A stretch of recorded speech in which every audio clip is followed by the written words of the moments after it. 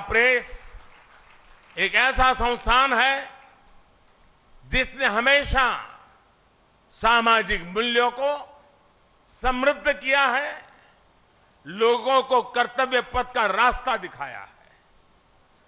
गंगा जी की स्वच्छता की बात हो, योग विज्ञान की बात हो, पतंजलि योग सूत्र का प्रकाशन हो, आयुर्वेद से जुड़ा आरोग्य अंक हो, भारतीय जीवन शैली से लोगों को परिचित करवाने के लिए जीवनचर्या अंक हो, समाज में सेवा के आदर्शों को मजबूत करने के लिए सेवा अंक और दान महिमा हो, इन सब प्रयासों के पीछे राष्ट्र सेवा की प्रेरणा जुड़ी रही है, राष्ट्र निर्माण का संकल्प रहा है। साथियों, संतों की तपस्या कभी निष्फल नहीं होती, उनके संकल्प कभी शून्य नहीं होते। इन्हीं संकल्पों का परिणाम है कि आज हमारा भारत सफलता के नित्य नए आयाम स्थापित कर रहा है। मैंने लाल किले से कहा था, और आपको याद होगा, मैंने लाल किले से कहा था कि ये समय गुलामी की मानसिकता से मुक्त होकर अपनी विरासत पर गर्व करने का समय है। और इसलिए शुरुआत में भी मैंने कहा, आज देश विकास और विरासत दोनों को साथ लेकर चल रहा है। आज एक और भारत डिजिटल टेक्नोलॉजी में नए रिकॉर्ड बना रहा है, तो साथ ही सदियों बाद काशी में विश्वनाथ धाम का दिव्य स्वरूप भी देश के सामने प्रकट हुआ है।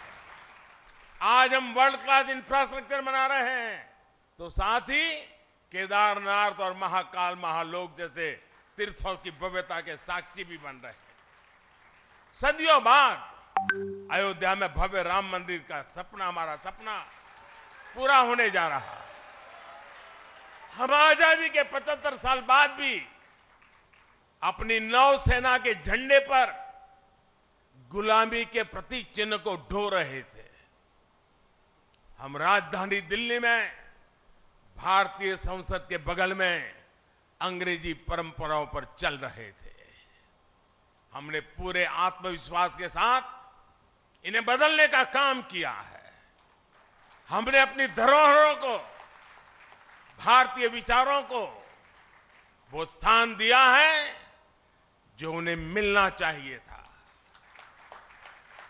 अब भारत की नौसेना के झंडे पर छत्रपति शिवाजी महाराज के समय का निशान दिखाई दे रहा है।